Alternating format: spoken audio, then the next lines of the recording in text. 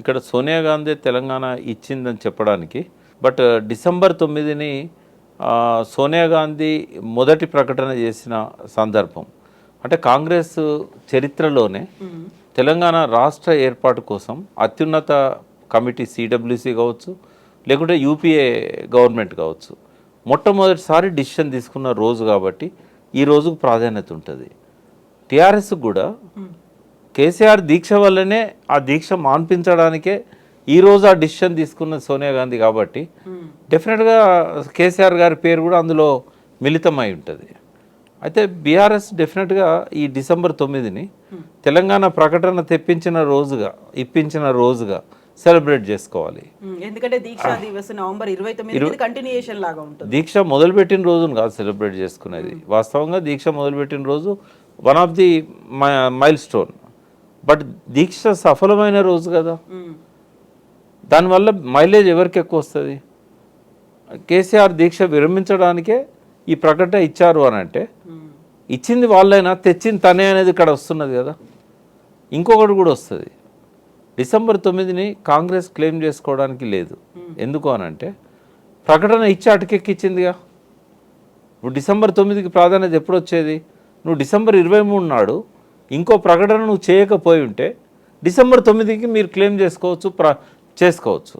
But మీరు December 9 ప్రకటన చేసి అటకెక్కించడం వల్ల 1200 మంది బలిదానాలు చేసుకున్నారు కదా.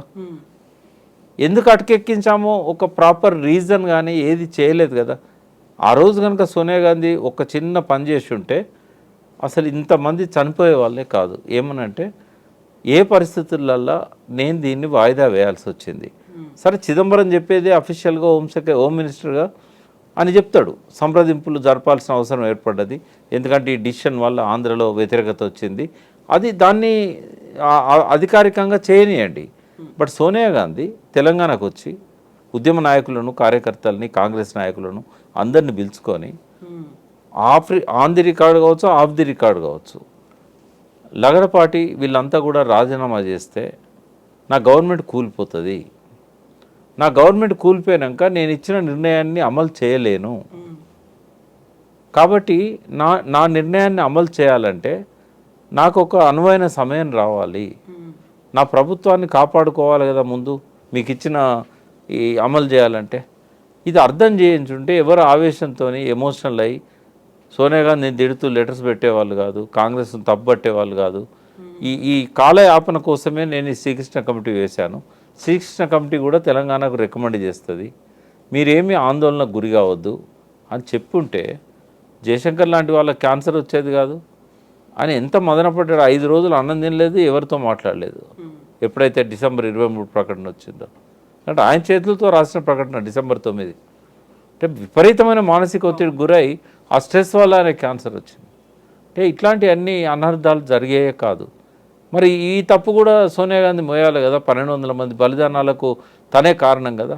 ఆ మాటకు వస్తే కాంగ్రెస్ క్రియేట్ చేయాలనుకుంటే 56 నుంచి ఇప్పటిదాకా కాంగ్రెస్ ఏం చేసింది అనేది కూడా చర్చనీయాంశం అవుతుంది. అందుకని తెలంగాణ ప్రజలు కూడా కేసీఆర్ని ఎందుకు ముఖ్యమంత్రిగా ఫస్ట్ టర్మ్ గెలిపించారంటే కాంగ్రెస్ వెనకాల చాలా చరిత్ర ఉంది, అదంతా తెలంగాణ వ్యతిరేక చరిత్ర కాబట్టే వాళ్ళు ఆ క్రెడిట్ ఆమెకి ఇవ్వలేదు, ఆ క్రెడిట్ కేసీఆర్కి ఇచ్చారు. అయితే ఇప్పుడు ఏంటంటే ఇవాళ ఈ పరిణామాలన్నీ కూడా కొన్ని అయితే నాకు నచ్చలేదమ్మా. నంబర్ 1 ఏంటంటే ఇటువంటి ఒక మంచి చారిత్రక దినం, మంచి అకేషన్, ఈరోజు టీషర్ట్స్ వేసుకొని వాటి మీద అదాని, రేవంత్ రెడ్డి బొమ్మలు పెట్టుకొని పోవాల్సిన అవసరం లేకుండే. అది ఇష్యూయే.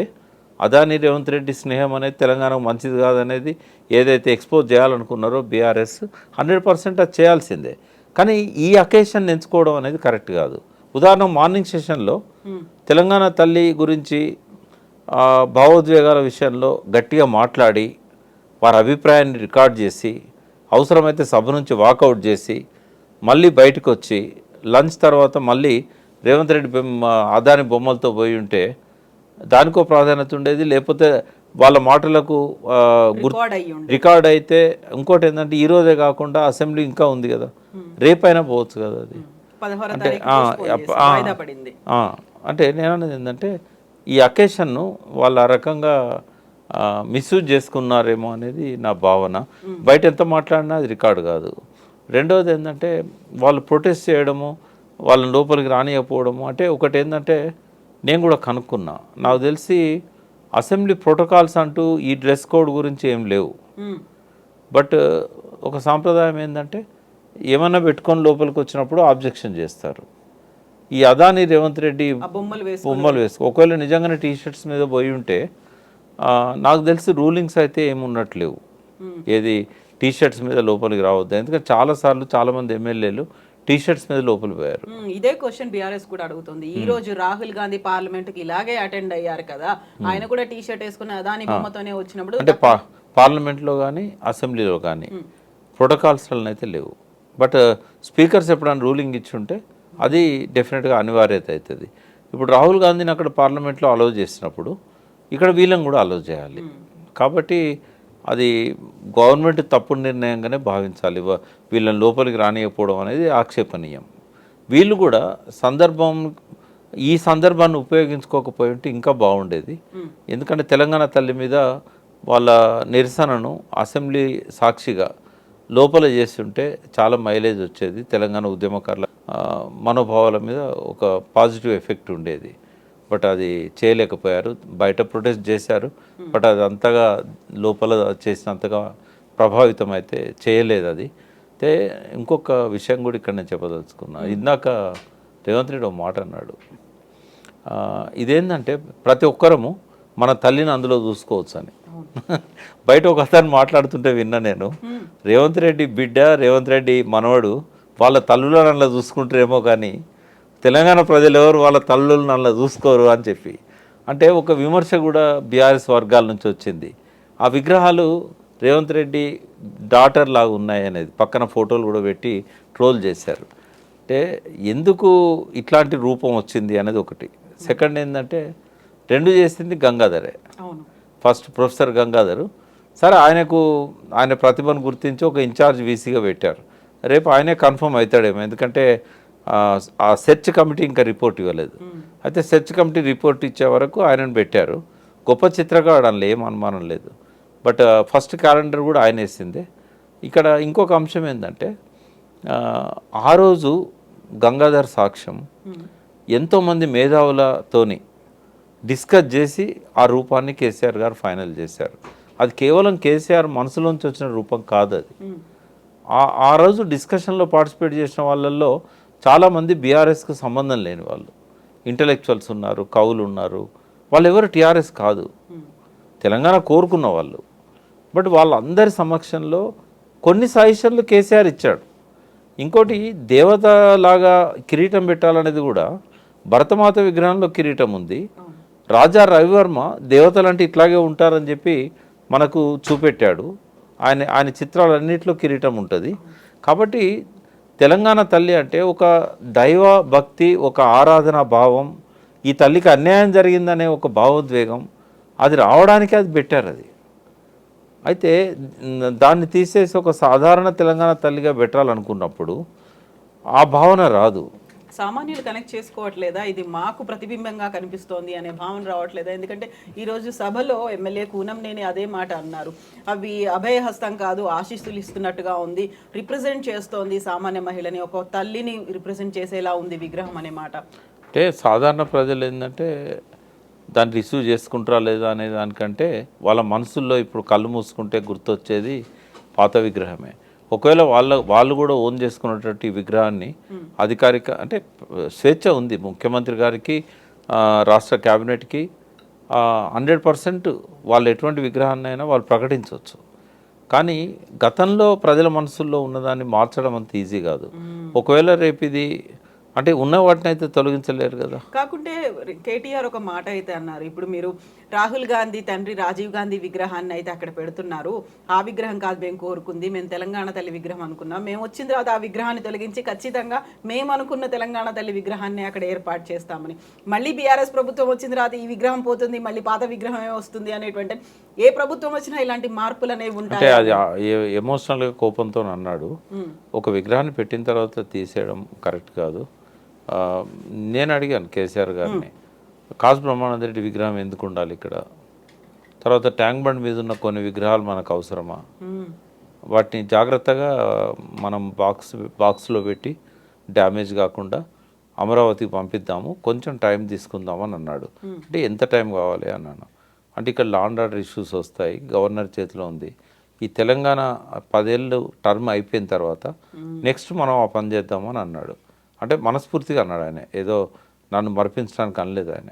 ఈ 10 ఏళ్ళ టైం ఏదైతుందో ఉమ్మడి రాజధాని, సరే వాళ్ళు ఉమ్మడి ఇక్కడ సెక్రటరియట్ లేపుకొని పోయినా కూడా సందర్భం వచ్చింది కాబట్టి చెప్తున్నా, సెక్రటేరియట్ వెంటనే తిరిగి కట్టాలనే ఆలోచన ఎందుకు వచ్చింది అనేది అంటే ఆయన చెప్పలేదు నాకు. నా మనసులో ఉన్న అభిప్రాయం ఏంటంటే మళ్ళీ జగన్ వచ్చి ఎక్కడ ఆక్యుపై చేస్తాడు, చంద్రబాబు ఖాళీ చేసిపోయాడు జే బ్లాక్, జగన్ ఏమో ఇక్కడే ఉండి పరిపాలన చేయాలనుకున్నాడు. మళ్ళీ ఆఫీసు జే బ్లాక్ షిఫ్ట్ చేస్తే ఇంకా 10 ఏళ్ళ దాకా ఆయన ఇక్కడే తిష్ట వేస్తాడు. అది కూడా ఒక ఇంపార్టెంట్ థింగ్. కాకపోతే కేసీఆర్ ఎప్పుడు తను చేయాలనుకున్న దాన్ని సూటిగా చెప్పాడు, ఆయన వాస్తు మీదకి డైవర్ట్ చేశాడు.